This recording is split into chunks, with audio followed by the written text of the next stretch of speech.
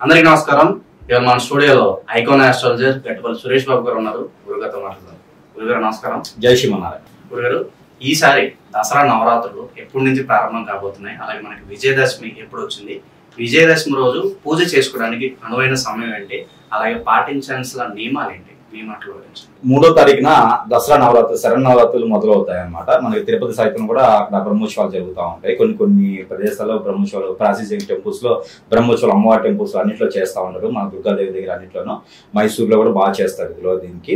అయితే 3వ తారీఖున మనకి 3వ తారీఖు ఉదయం 4:30 మనకి మొదలవుతుంది అనమాట. అందుకని ఆ రోజు నుంచి మనము దసరాని శరన్నవరాత్రులుగా మొదలు పెట్టుకుంటాం అనమాట. అది మనకి ఆ రోజున తిథి అనేది, పాడ్యమి తిథి అనేది అర్ధరాత్రి వస్తుంది.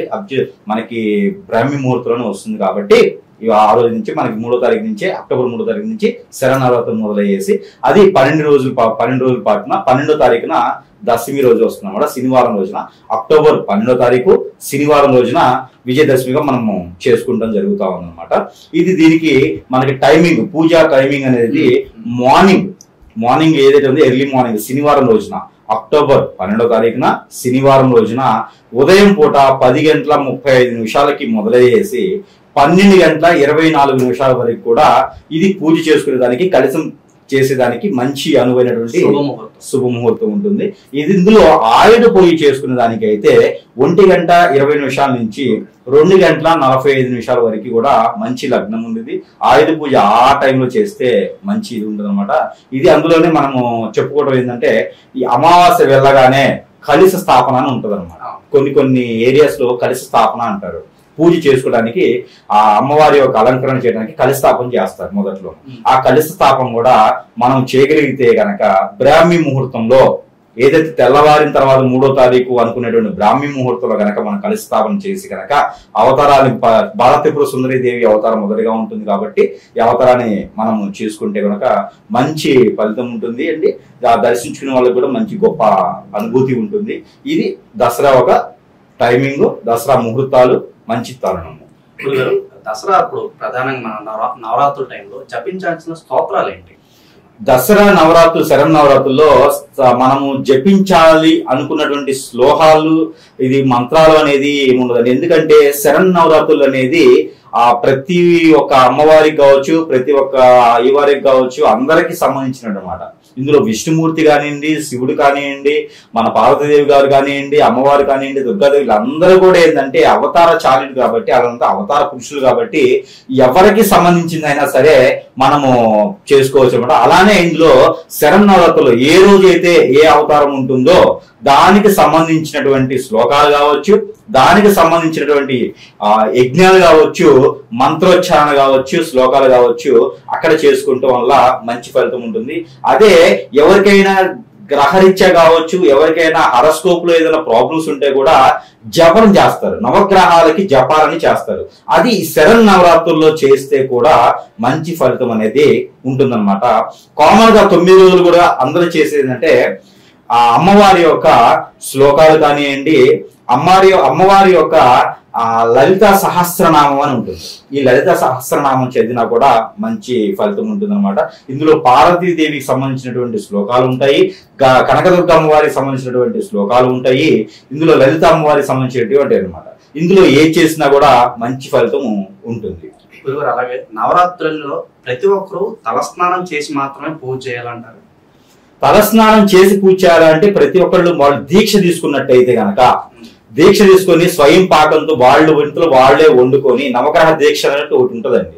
మన 11 రోజులు మండలి దీక్ష అనేది తీసుకుంటారో నవగ్రహ దీక్ష అని చెప్పేసి నవరాత్రులు చేసేటువంటి వాళ్ళు శరన్నవరాత్రుల దీక్ష అని ఉంటుంది. ఆ నవరాత్రులు దీక్ష ఎందుకు చేస్తారంటే, ఏదైనా మంచి పని అనుకున్నా, ఏదైనా ఆరోగ్య సమస్యలున్నా, ఏదైనా పిల్లల చదువులున్నా, పెళ్లిళ్ళు కాకపోయినా, ఏదైనా వాళ్ళ కోరికలు తీరాలనుకున్నా, లేదా మొక్కుబడి ఏమైనా ఉన్నా కూడా వాళ్ళు అలాంటి దీక్ష తీసుకునేది ఉంటుంది. అలాంటి దీక్ష తీసుకున్న వారైతే తప్పనిసరిగా స్నానం ఆచరించి చేయాల్సి వస్తుంది. లేదు అనుకుంటే కనుక మామూలుగా అయితే తలస్నానం రోజు చేయాలంటే కూడా ఇబ్బందికరంగా ఉంటుంది కాబట్టి అందరికి అంత సహకరించదు కాబట్టి ఇబ్బంది అయితే ఏమి ఉండదు. మనకి ప్రక్షాళన కోసం ఏంటంటే ప్రతిరోజు కూడా మనకి పసుపు నీళ్ళు కనుక చల్లుకొని పూజ చేసుకుంటే కనుక సరిపోతుంది. దానివల్ల ఇబ్బంది అయితే ఏం లేదండి. ఎవరికి సంబంధించినటువంటి సత్కారం ఉంటుందో, ఎవరికి అనుకూలమైనటువంటిగా ఉంటుందో వాళ్ళు అలా చేసుకుంటే సరిపోతుంది. ఒక్కొక్కళ్ళు ఉపవాసం ఉంటారు, ఈ ఉపవాస దీక్ష కూడా చేస్తూ ఉంటారు. చాలా మందికి ఈ రోజు ఉన్నటువంటి ప్రకారం ఏంటంటే ఉపవాసం ఉన్నారనుకోండి, వాళ్ళకి ఆరోగ్యం సహకరించదు, మళ్ళీ నెక్స్ట్ డే కూడా పూజ చేయాలి కదా. అలాంటప్పుడు వాళ్ళు ఏంటంటే కొన్ని రకాల ఫ్రూట్స్ వాళ్ళు తినేదానికి ఉంటుందన్నమాట. ఇబ్బంది అయితే ఏమీ తీసుకునే అవసరం లేదండి. ఫ్రూట్స్ తీసుకోవచ్చు, పాలు తీసుకోకండి, ఫ్రూట్స్ అయితే మాత్రం తీసుకోవచ్చు. ఫ్రూట్ జ్యూస్, ఐస్ లేకుండా ఫ్రూట్ జ్యూస్ తీసుకోవచ్చు, షుగర్ ఐస్ లేకుండా ఫ్రూట్ జ్యూస్ తీసుకోండి. ఎందుకంటే షుగర్ కల్తీ ఉంటుంది, ఐస్ కల్తీ ఉంటుంది. ఫ్రిడ్జ్ లో అయితే తీసుకోవచ్చు. అవి లేకుండా ఫ్రూట్ జ్యూస్ కానీ ఫ్రూట్స్ కానీ తీసుకుంటూ ఈ ఒక నవగ్రహావృత్తులకి సంబంధించినటువంటి దీక్షలు ఏమైతే ఉన్నాయో అవి తీసుకోవచ్చు. పాదరక్షలు అయితే వాడదు, పాదరక్షలు అయితే ఎవరు వాడొద్దు. మంచం మీద పడుకోవడం కానీ పాదరక్ష వాడటం కానీ చేయకండి. ఆ రోజు స్వయం పాకంతో చేసినటువంటి వస్తువులు తింటే గనక చాలా మంచిది. ఆ దీక్షకి మనము చేసిన వాళ్ళం అవుతాం. నియమాలు అని చెప్తున్నారా మొత్తానికి? ఆ రోజు చేయాల్సిన పనులు చేయకూడని పనుల విషయానికి వస్తే దీక్షలో కానివ్వండి, ఆ రోజు కానివ్వండి, మనము పాదరక్షలు ధరించకుండా చేస్తే మంచి ఫలితం అనేది వీళ్ళకి కనిపిస్తా ఉంది. అలాగే దేవుని ఫోటోలు ఏ రోజు శుభ్రపరచుకోవాలి? దేవుని ఫోటోలు అంటే మనకి చతుర్దశి రోజే మనం శుభ్రపరచుకోవాలండి. అమావాస్య రోజు మనం చేయకూడదండి. అమావాస్య రోజున మనము దేవుడి గుడి తులపడం కానివ్వండి, అమావాస్య రోజున మనం దేవుడికి సంబంధించినటువంటి శుభ్రం చేయడం కానీ చేయకూడదు. ఈ ఒక నవరాత్రులకు సంబంధించిన అమావాస్య కాదండి, ఏ అమావాస్యకైనా అమావాస్య రోజున దేవునికి సంబంధించినటువంటి ఏ కార్యక్రమం కూడా కొత్తగా చేయకూడదు. ఎందుకంటే ఆల్రెడీ ఉన్నాయి ఉంచాలి. ఎందుకంటే ఆ రోజున చాలా పాజిటివ్నెస్, వైబ్రేషన్స్ చాలా ఉంటాయి. పాజిటివ్ నెగిటివ్ వైబ్రేషన్స్ ఆ రోజున దేవుడి మీద చాలా ఉంటుంది భారం అన్నమాట అమావాస్య రోజున. అందుకని అమ్మవారి మనం ఇంట్లో ఏదైతే పూజిస్తూ ఉంటామో విగ్రహాలు కావచ్చు, దేవుని యొక్క ప్రతిమలు కావచ్చు, ఇవన్నీ కూడా అమావాస్య రోజున మనం శుభ్రం చేయడం అనేది అంత శుభమైనటువంటి విషయం అయితే కాదండి. అది చాలా నెగిటివ్ అయింది. మనం సంవత్సరం పాటు కష్టపడి పూజ చేసినటువంటి ప్రతిఫలం కూడా అమావాస్య రోజున అవన్నీ శుభ్రం చేయడం ద్వారా ఆ పూజ కాస్త పటాపంచలైపోద్ది అనమాట. అందుకని అమావాస్య ముందు రోజున చతుర్దశి రోజు కనుక మనం శుభ్రం చేసుకుంటే అమావాస్య రోజు కూడా మనం పూజ చేసుకునే విధానానికి ఉంటుంది.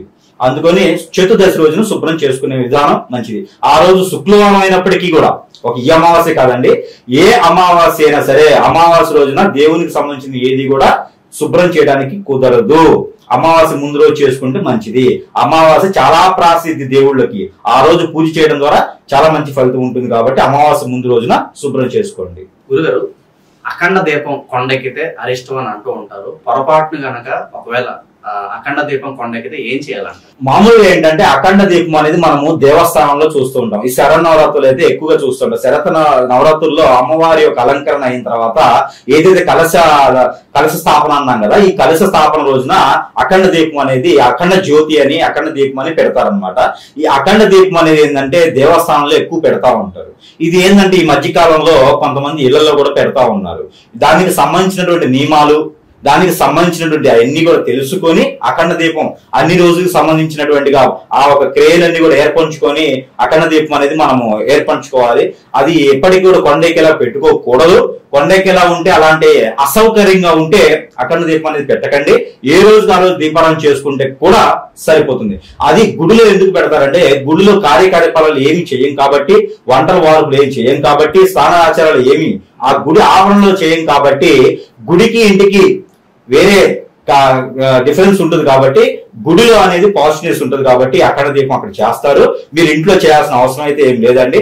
ఒకవేళ ఎవరైనా మొక్కుబడి ఉండి అఖండ దీపారాధన చేయాలనుకుంటే, అలాంటి ఏమైనా ఆ దీపారాధన సంబంధించిన అన్ని కూడా అది కొండెక్కి లేకుండా చూసుకొని అసౌకర్యంగా లేకుండా ఉండి దీపారాధన చేసుకుంటే చాలా ఉత్తమమైన మంచి పని అండి అది. లేదా ఒక లైట్ వేసుకున్నా కూడా సరిపోతుంది. ఈ రోజుల్లో ఆ రోజుల్లో మనకి లైట్లు అవి ఉండవు కాబట్టి అఖండ దీపం అమ్మవారు వెలుగులోనే ఉండాలి అని చెప్పేసి అని ఒక ఆచార ప్రకారంగా అఖండ దీపం పెడతారు తప్పితే అది ఏమి నియమం కాదు, అది ఏమి ఇది కాదమ్మా.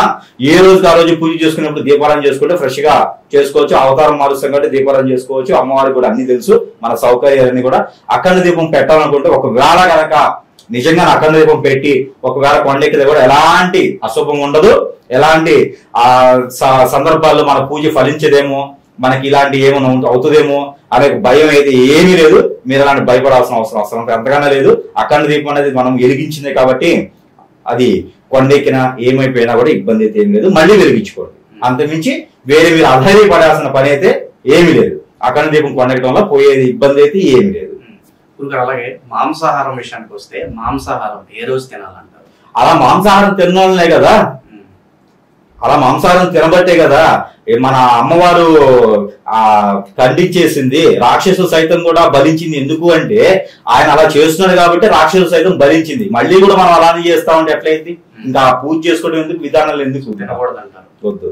అసలు ఈ శరన్నవరాత్రుల్లో అలాంటి ఆలోచనే రాకూడదు. ఇక చేసేవాళ్ళు ఉన్నారు అంటే ఇంక వాళ్ళు కూడా మనం ఖండించినటువంటి అమ్మవారు ఖండించినటువంటి అట్లా మనకు ఉంటుంది తప్పితే వద్దు. అట్లాగా శరన్నవరాత్రులు ఎవ్వరు కూడా అమావాస్య రోజు నుంచి కూడా ఆ 15 రోజులు, 9 రోజులు కాదండి, 15 రోజులు మళ్ళీ పౌర్ణమి వచ్చేంత వరకు కూడా నాన్ వెజ్ ఏదైతే ఉందో ఈ ఎవ్వరు కూడా ముట్టుకోవడానికి కానీ దాని జోలు వెళ్ళడానికి కానీ అలాంటివి చేయకండి. మందులు కూడా అలాంటివి పెట్టుకోకండి. ఇలాంటి శరన్నవరాత్రులకి ఏంటంటే మనకి పవిత్ర పూర్వకంగా మనకి రోడ్ల మీద వాటిలో వీధుల్లో కూడా పెట్టి పందిళ్ళు వేసి కూడా చాలా ఆడంబరాడంగా అమ్మవారికి చేస్తారు కాబట్టి అలాంటివి ఏం చేయకండి.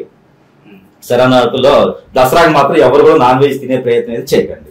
అలానే ఈ యొక్క శరన్నవరాత్రులు మనం ఎలా అయితే మనం భక్తి శ్రద్ధలతో మనం ఆరాధిస్తాం అమ్మవారిని, అదే రకంగా భక్తి శ్రద్ధలతో అమ్మవారి యొక్క కృపా కటాక్షలకి మనం కూడా పాత్రలు అవుతాం అన్నమాట. అలానే మనకి నాన్ వెజ్ తినేవాళ్ళు కానీ ఒక పక్క పూజలు చేస్తూ మరో పక్కన ఈ నాన్ వెజ్ అవి ఇవి చేసే వాళ్ళకి ఎలా అంటే మనిషాసుని మర్దని అని చెప్పేసి అని 10వ రోజు మనం చూపిస్తా ఉన్నాము. ఈ మనిషాసుని మర్దని ఒక అవతారం ఎత్తేసి మనల్ని కూడా మనం కూడా మంచి దారిలో నడిపించడానికి ఆవిడ మళ్ళీ మన మీద ముట్టికాయ వేసే అవకాశాలు ఉన్నాయి. అందుకని చెప్పేసి అని మనం అనుకున్నటువంటి కోరికలు కావచ్చు, మనం అనుకున్నటువంటి కార్యాలు కావచ్చు శుభప్రదంగా ఉండాలి అంటే కనుక పవిత్రంగా చేయండి. ఏదైనా మనం చేయగలిగితే పవిత్రంగా చేయండి. మీరు చేయలేని పక్షంలో అమ్మవారి గుడికి వెళ్ళి దండం పెట్టుకొని అమ్మ నా వల్ల ఇదే అవుతుందని చెప్పేసి అంటే అమ్మవారు మనల్ని ఏమి చూడరు. మంచి దైవంతో ఉంటారు కాబట్టి ఆవిడ మంచి పాజిటివ్ ఉంటారు కాబట్టి ఆవిడ మన మీద కృప చూపిస్తారు కాబట్టి మీరు చేయగలిగితే మాత్రమే మంచి చేయండి. చెడైతే మాత్రము ఎవ్వరు కూడా చేసానికి ఇది ఉండదన్నమాట. మనిషి అశ్విని మధ్యలో అయ్యి మనల్ని బాధిస్తుంది కాబట్టి మీరు ఒక పని చేయకండి. 15 రోజుల పాటు కూడా, 9 రోజులు కాదు 15 రోజుల పాటు కూడా నాన్ వెజ్ అనేది తినొద్దండి. ఇది ఈ యొక్క అమ్మవారి యొక్క కృపా కటాక్షాలు ప్రతి ఒక్కరి మీద ఉండాలని నేను మనస్ఫూర్తిగా కోరుకుంటూ ఆ ఒక ధనధాన్య అభివృద్ధి కూడా మనందరి మీద ఉండాలని నేను కోరుకుంటూ దసరా నవరాత్రుల గురించి మాకు ఎన్నో విశేషాలు తెలియజేశారు. మా ఆడియన్స్ తరఫున మీకు కూడా దసరా శుభాకాంక్షలు సురేష్ గారు. నమస్కారం.